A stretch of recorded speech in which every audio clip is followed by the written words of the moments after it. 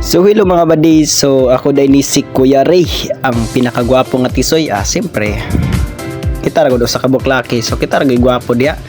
O kada dahil napita padulong dahil ko sa amo ang tangkal, so kay mamasaw des baboy. So sa diha nga muuli jud ko, ako gi mamasaw. Kay talag sa ramtamokan og bubisita po ta sa tong babuyan. So bili na to dugayon no. Kay dalion ra gini nato.